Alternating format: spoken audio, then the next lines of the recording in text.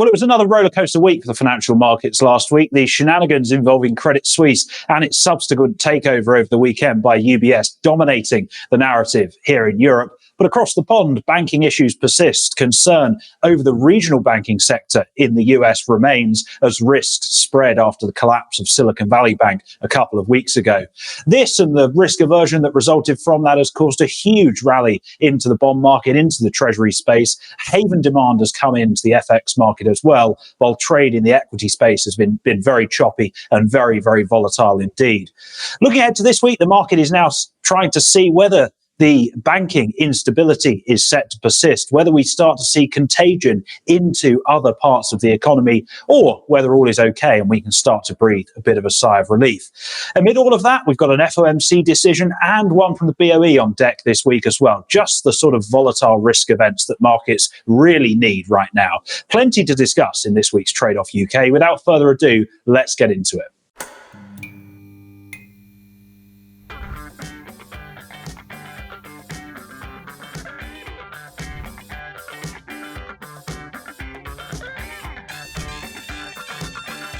Well, as I said in the show intro, plenty going on this week. It's been another roller coaster ride for the financial markets. So we'll bring Ryan Littlestone from Forexflow Live and Forex Analytics in right away. Ryan, how are you doing? I would ask you how your weekend was, but I've got a feeling you're going to tell me you didn't have much of a weekend at all. Yeah, what's a weekend these days? You know, it just sails past. And I'll tell you what, you know, the market's the way they are now. If I had hair, I'd be losing it. So, you know, I'm all right. Well, mine is rapidly thinning. So before we start getting into that debate, let's get on to topical thunder and dig into what exactly it is that's causing us to lose our hair so rapidly.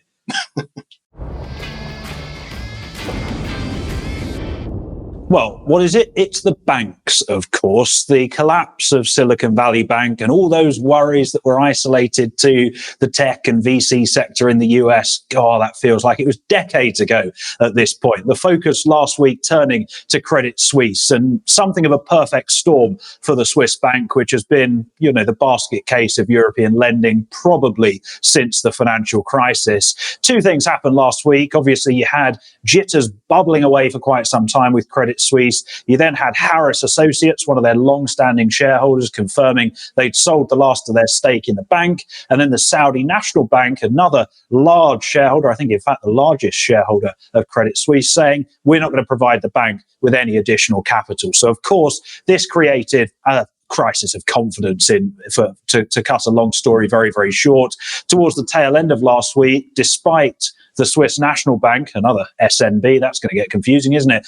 Providing a 50 billion franc liquidity line, we still saw outflows between 10 and 15 billion francs a day towards the tail end of last week. So it was clear Credit Suisse couldn't carry on. The inevitable happened over the weekend. UBS purchasing the bank for around $3 billion.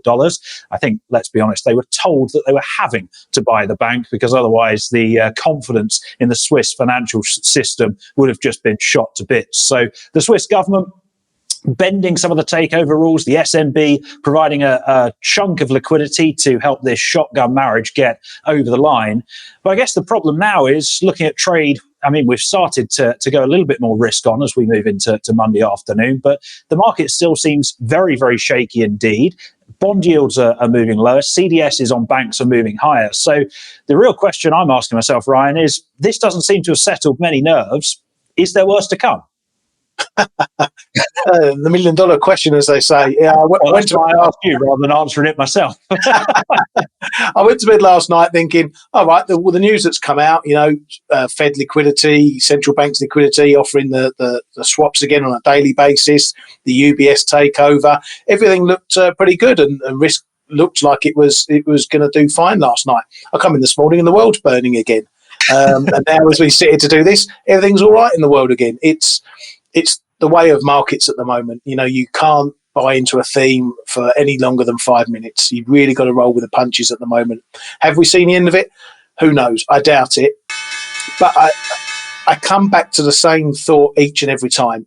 Is this a banking crisis? Are we going to see the financial system fail? And every time I ask that question, the answer is no. So for all these waves that are going on, and they're serious and they're big and they're market moving, but until I come to the answer to that question, is the financial system broken? Until that answer is yes, you've got to think this is just noise that will pass by, in time, and we'll get back to some form of normality.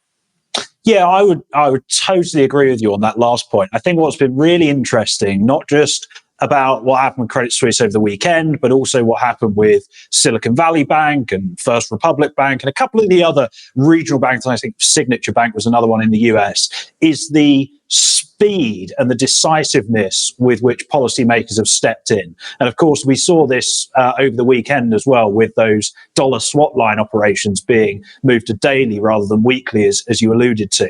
And I think that really shows that policymakers are rightly so trying to avoid the financial system seizing up, rightly so trying to avoid a repeat of what we saw in 2007, 2008, 2009. And as you say, I'm very much with you on that point. I think for now, the risks of that sort of situation look relatively contained. If you look at where the issues are, Silicon Valley Bank, we know that's a little bit idiosyncratic. Credit Suisse, I mean, they've been struggling, shall we say, to put it politely, for years. I think we could probably fill an episode of the trade-off with just Credit Suisse scandals. So you ask yourself, is it that surprising? No. But again, is the volatility that we've seen in the market as everyone tries to digest and dance around these headlines as they come in, is that surprising? No, it's not. I think it just once again comes back to a point you made a few weeks ago around risk management takes on extra importance, keeping stops tight, keeping your position sizes down, and adjusting your trading style to suit the markets that present themselves.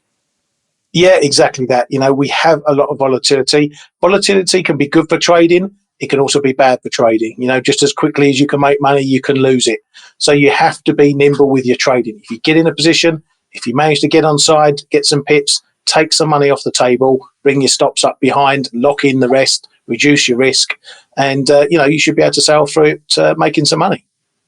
Well, fingers crossed. That's what we all aim to do. Let's have a look at the US. I know you want to talk about some US data, which has certainly been overlooked given what's going on. Yeah, well, I think overlooked is the key word there. We've got, as I say, it seems like a lifetime ago we came out the Powell week, the Humphrey Hawkins week, the NFP week. The market looking at, is the Fed going to take rates to 6%? Drop, I don't know how many banking crises we've had so far, 2 or 3 in a week, and things have vastly changed. So I think there's 2 things going involved in here with the US data. We're seeing a bit of data divergence once again, and we've seen this historically, way back in sort of 2015, 16, as we moved away from everything that went on then. And this was a bit of a data divergence. So at the moment, we've had the latest numbers for manufacturing for March. The first numbers from the Empire, Philly Fed, pretty shocking numbers. Jobs numbers, we know it's still strong. We had another strong NFP, 311,000. Jobless claims still running steady. Housing, we've had a little bit of a pickup in the housing market, starts and permits last week coming in pretty strong. CPI is down. The headline number dropped 4 pips to 6%. The core's still a bit sticky though. It only dropped a pip to 5.5%. So inflation-wise, still some sticky areas, and it's all about the core at the moment. PPI, it dropped back as well, 4.6% from 5.7% prior. So there are still parts of inflation moving. Then we got the Michigan Consumer Sentiment Survey on Friday. Only a small survey, but it showed soft numbers again for the consumer, and inflation expectations dropping. 1-year inflation dropping to 3.8% from 4.1% prior. So if you take everything as a whole, the Fed is probably right to go 25 basis points at its meeting, but now you have to throw in everything that's going on with the banking stuff, and will that affect their mood or what they say and how they see rates moving forward? Yeah, that's a very good point. I don't want to talk about the Fed too much because I'll be stealing your thunder quite literally from about 5 minutes' time. But I think one of the key things for me at the moment, and perhaps I think the reason why this data is being overlooked, is because even, relatively coincident indicators such as the Michigan survey, which you mentioned, they're still referencing an economy which was as it was before we started to see these issues with regional banks in the United States. And I mentioned that rather than Europe because we're obviously looking at US data. And I think it's important because we now all fully expect expect lending standards to tighten pretty significantly in the United States, both to consumers and businesses. Credit growth, the pace of credit growth is going to slow. This all equates to, depending on who you listen to, between 50 and 150 basis points worth of rate hikes, as if the Fed had raised the Fed funds rate to that degree.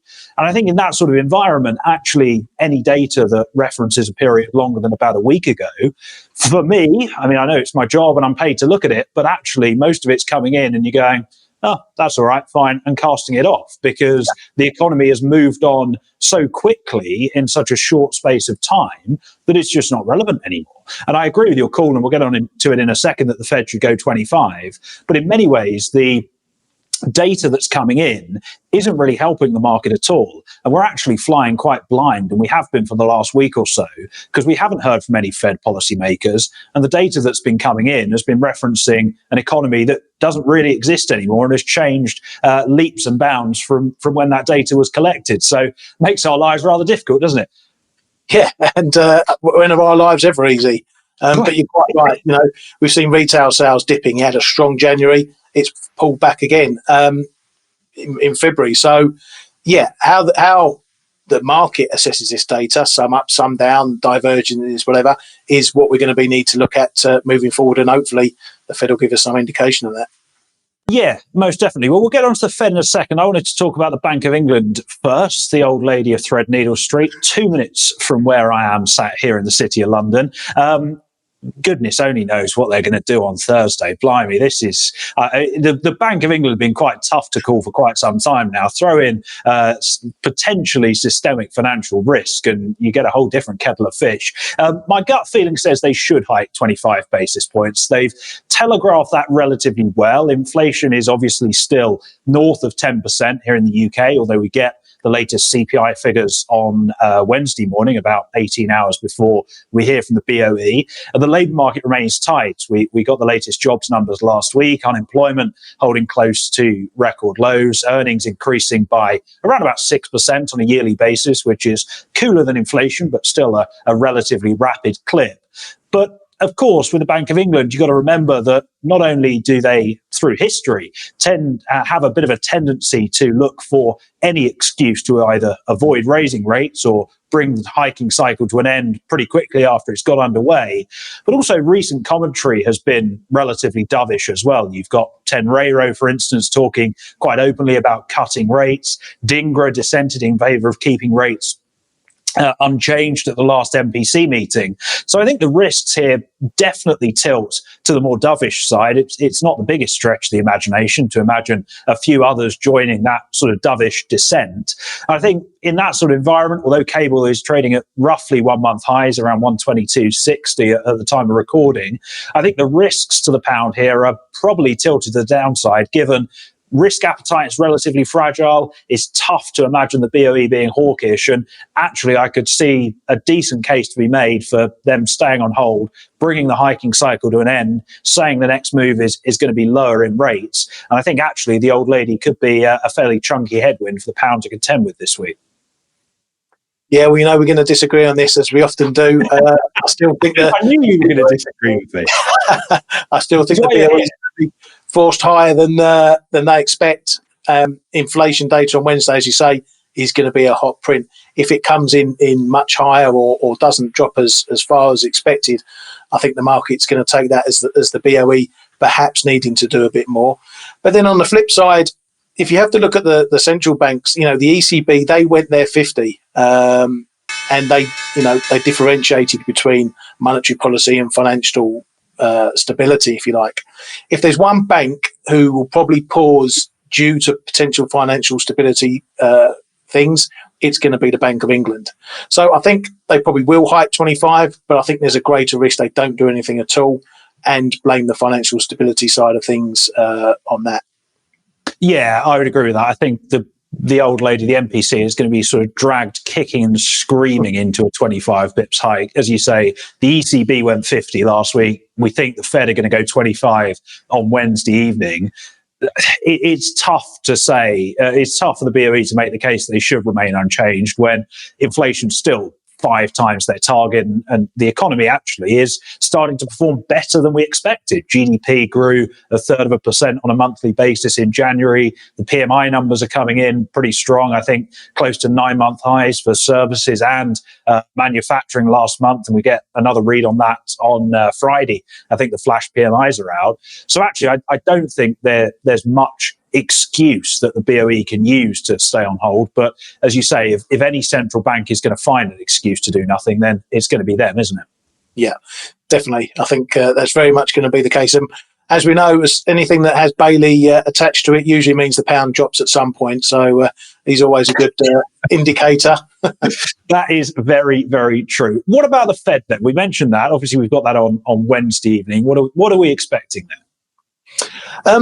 Well, rate expectations over the last couple of weeks have just been a real roller coaster. They've been up and down. We've priced in hikes, pauses, cuts. I think Nomura are still going for a 25 pip cut at this meeting on Wednesday.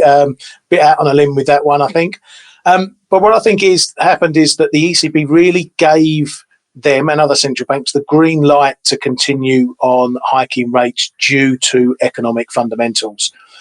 Them going there 50 signalled, as I say, that monetary policy is separate from financial policy and financial stability, and that they are fighting two fires, if you like, and they will continue to fight the inflation fire. So I think what's more important than the actual rate number, unless it's a shock or they could do a 50 or they do a cut or something like that, I think what's going to be more important is these dots. Go back to the Power Week. The market was ratcheting up the bar of where the Fed may be taking rates.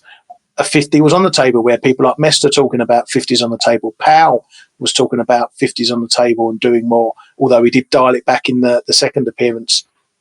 But the market was taking yields right up, looking at where this ceiling's going to go for Fed rates, looking at maybe 5.5%, 6% now.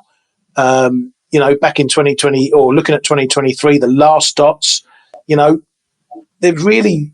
The majority is sitting around the 5.125 mark, which puts the Fed funds rate 5 to 5.25.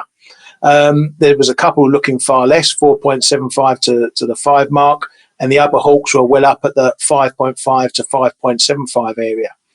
So the dots are going to be important, and important as well, the 2024 dots, because that's the higher for longer market, if you like. And they're really wide at the moment. At the low end, you got the 3 to 3.25% dots.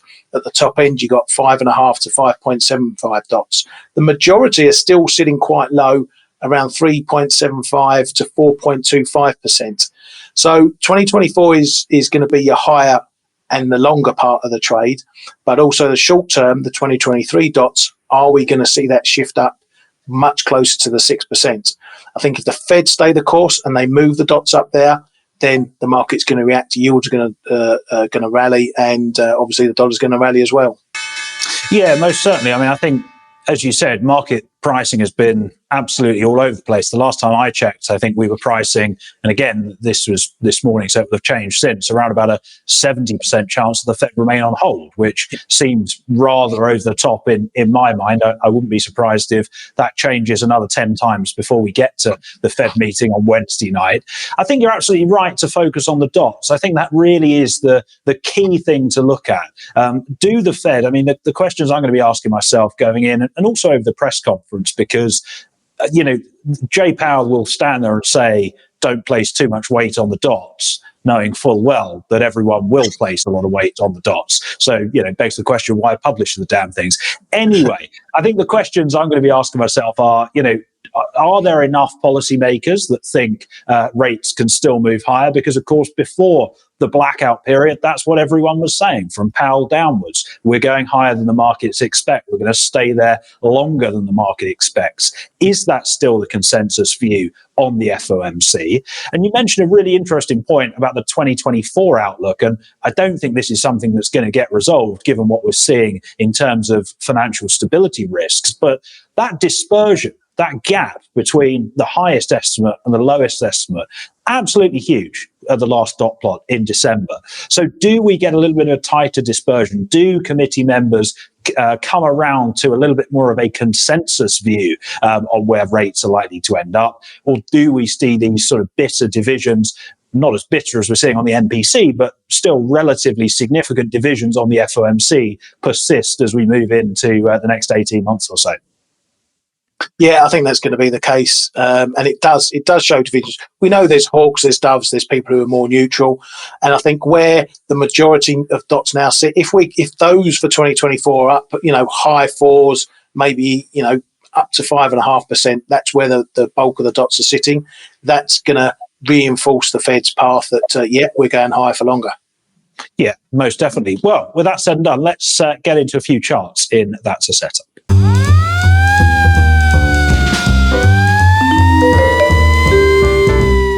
So I want to look at gold, first of all, this week, not just because I'm wearing a golden tie for the special occasion, but gold trading north of $2,000 an ounce when priced in US dollars after the European Open this morning for the first time since March of 2022. The reason I mention US dollars, you may ask, is because actually gold is already trading at an all-time high when you price it in Aussie, when you price it in sterling, when you price it in euros, you price it in pretty much everything other than dollars. We're already at an all-time high for the yellow metal. And pretty much everything is working in its favor at the moment. You've had a massive amount of haven demand come into the market last week. Yields, both nominal and real, absolutely cratering across the curve. And of course, the dollar trading softer for, I think, a third week in a row last week. So everything working pretty well for gold. It feels like if we can get a closing break of this 2,000 mark, which we might not get today because we have backed off a little bit since breaking above it this morning. But if we can get a closing break of it, then it looks like it's going to be sort of all steam ahead for that prior all-time high around $2,070 an ounce. And actually, I think all the time that there are jitters in the market around what's going on with banks, all the time that Treasury bulls are in control of things, I think any dips in the yellow metal are likely, in my view, to be bought into relatively quickly. What are you thinking here, Ryan? Yeah, I think you're spot on with that, Michael. It is a safe haven play. We've heard that a lot of hedge funds are putting their money into it. You want the risk of bank stocks at the moment, or do you want to put yourself in something that's a bit more stable? And, it's definitely seeing a run yet.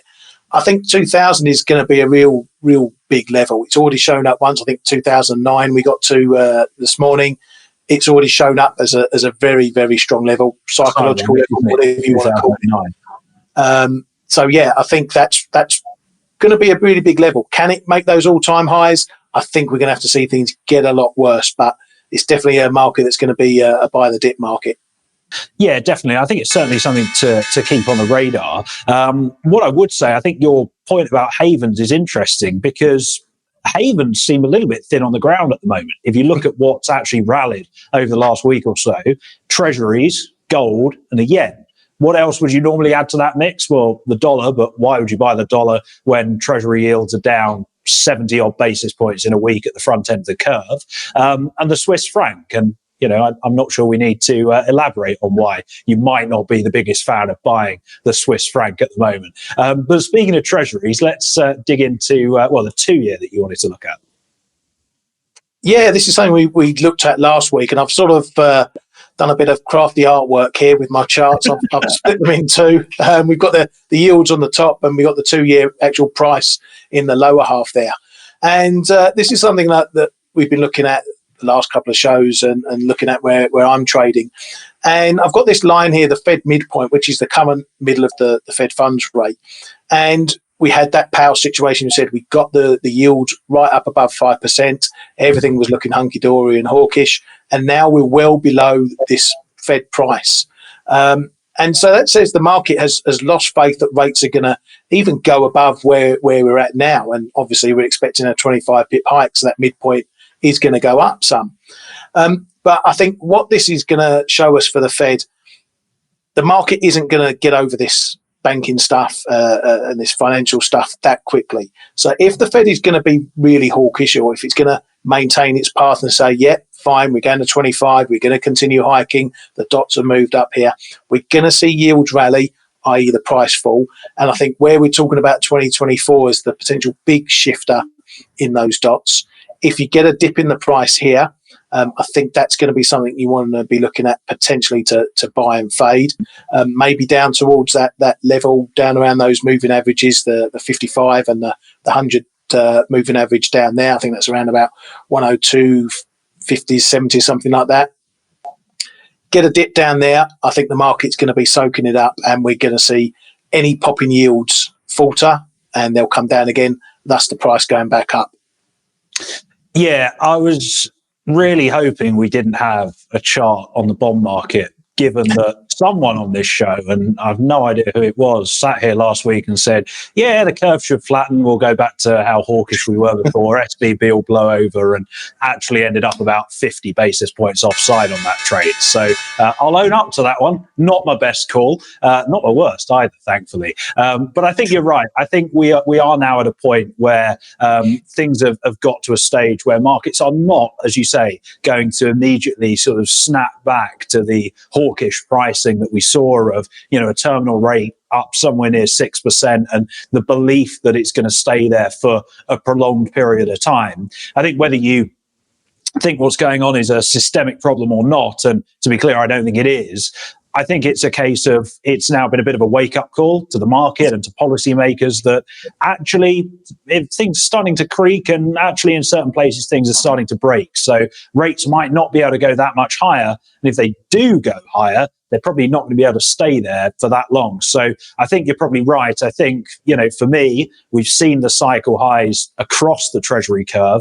And I think the bulls are likely to remain in the driving seat for some time now. Yeah, exactly that. And I think you're quite right there. I don't think the market can get anywhere close to the hawkishness it was after Powell, unless all of a sudden the magic wand is waved and this banking stuff is behind us and everything's looking good and the data is all turning strong. So, yeah, I think the market's had a bit of a kick in the chops over everything that's gone on, a bit of a definite reprice going on. So, yeah, I think it's not going to give up that bone too quickly. No, definitely. Well, let's keep our fingers crossed that someone does have that one, because I think we all want to put this behind us. Anyway, let's have a look at the dollar. I wanted to bring up the dollar index this week. The reason why I wanted to do that is because, as I alluded to a minute ago, the dollar's not really been trading how the textbooks would tell you the dollar should trade in this sort of environment. If you had to kind of split the FX market up and go, what are the havens in G10FX? Well, the dollar, cash, US dollars would probably be right at the top of that list. But as I alluded to earlier, when you've got such a significant dovish repricing of the Fed curve, and also yields absolutely cratering at the front end of the Treasury curve, it's really, really tough for the dollar to overcome those very, very stiff headwinds. And that is exactly what we've seen over the last week or so. The dollar index continuing to move lower. The bears firmly in control here, it would seem. We've had a bit of a downtrend coming into play since the start of the start of March. And I'm sure this is a chart that is on Mr. Blake Morrow's radar, because we know he loves his chart patterns. We've got a bit of a descending triangle going on here as well, with 103.50 and the 50-day moving average at 103.45 marking the bottom of it, and the top of that triangle coming in around 104.25. So a very, very tight range going into the Fed meeting.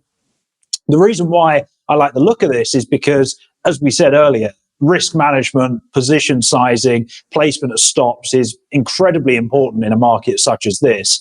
And, frog in the throat. And this sort of chart means that you have really, really nice and obvious levels, not only to see where momentum is moving. If we break below the 50-day, then the bears are in control. If we break above the triangle, then you say that that's a bullish breakout. So that allows you to gauge momentum relatively well, but also it gives you very, very easy levels around which you can manage your risk. And Ryan, I'm going to hand over to you before I start coughing again. Well, one thing I know, Blake will be very proud of your techer skills there, Michael. Young Padawan, you've got it all there. You've got everything there. So, he'll be very proud of that. And, I think, again, you're absolutely right. We don't disagree on too much these days, do we? But I'm sure we will in the future. But, one thing you got to look at the DXY is that it's heavily euro-based. So whatever's happening in the euro is a big driver of this. And we've spoken about the euro before. It's been in a really, really tight range, which has perhaps kept this in a tight range as well. But when you get a wholesale move in the dollar, everything going the same way, then it's going to look a bit iffy. And as it hits those big levels, that's when the market goes, okay, well, now you've got a bit of work to do if you want to continue selling the dollar, this is the sort of areas that we're going to put up a bit of a fight. And if you want to take us on, you've got to do some real pushing. Yeah, most definitely. The dollar index, as you said, it's a very crude representation of the dollar's performance. There are equal weighted or trade weighted indices out there, but the problem with those is they're not particularly looked at, and they're not actually traded by that many traders, or also offered by that many providers. So the dollar index is the best we are going to get. We have agreed a lot in this show, but I've got a feeling we might disagree when it comes to the pound. Let me guess, you think it's going to zero? Yeah, we're looking at cable here, and this one is a trade I'm potentially looking at. It needs a few ducks to be lined up for it to happen. And what I'm looking for in the pound here is perhaps a hot CPI on Wednesday, just before the FOMC. Maybe, as I say, to get those expectations, at least in the short term, running a bit hotter for the Bank of England.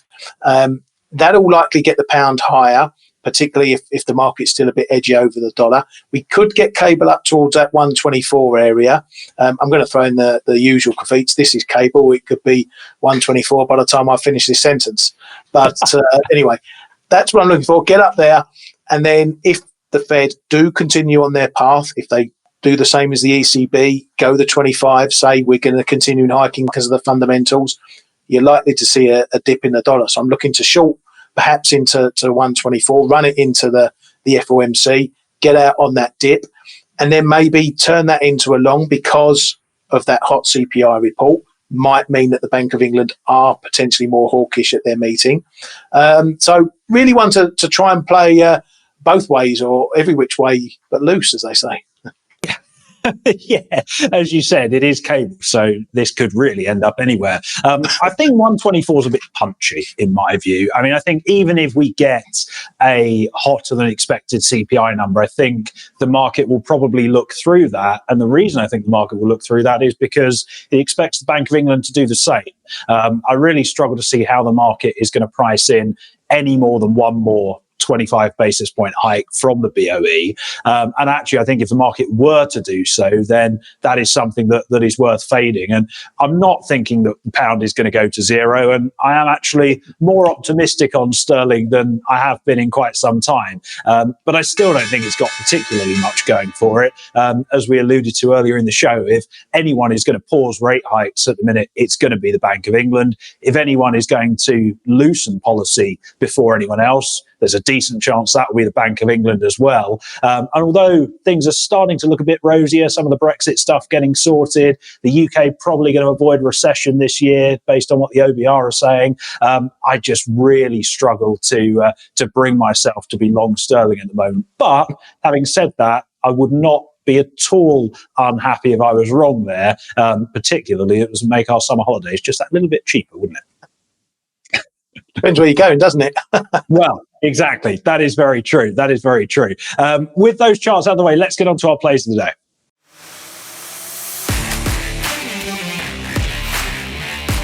Well, as I said earlier, I think my play of the day last week shows the importance of not being married to a view and cutting your losses when you can, because I think I would have cut my losses on my curve flattener trade about 2 minutes after I said it last week, such as the volatility that we saw in the market. Anyway, that doesn't do us much good for our little bet that we've got going with the guys down in Melbourne, if that's ever happening, by the way. I have let the UK side down, and for that I apologise. Let's hope we can get back on track this week. I want to look at dollar yen. The yen is, as I said, the market's kind of preferred safe haven at the moment, and dollar yen is being held lower by not only that haven demand, but also the softer dollar that we're seeing coming through and the chunky decline that we're seeing in treasury yields. On a technical basis, we're below the 50-day moving average, and we've made a closing break of that level on Friday. We tested it in early trade this morning, and thus far we're looking like we're managing to hold below it. So that, again, puts the bears in a little bit of control here. When we look ahead, I think if you look to the Fed meeting on Wednesday, they'll probably go with a 25 basis point hike, but I think the bar for a hawkish surprise is one that they are unlikely to meet. I think it's tough to envisage the Fed wanting to do anything more aggressive than the market is currently pricing, given how jittery everything is at the moment. So I do like the look of dollar yen lower into around 130. As a first target. And then, of course, we've got the prior lows below that, which come in at around 127. I think that's much too much of a stretch for the next week or so. So again, fitting with the kind of broader theme of keeping your stops tight and focusing on risk management, I think a very, very tight stop, targeting a break, couple of points below 130. That will do me very, very nicely indeed if it comes off this week. Mr. Littlestone, what about yourself? Yeah, well, just quickly on your trade last week, your flattener, I think you've done the right thing. We put analysis up here, but if you're trading, if you're wrong, particularly in these volatile markets, there's nothing wrong with getting out, protect your capital, move on to the next trade. There's absolutely nothing wrong with that.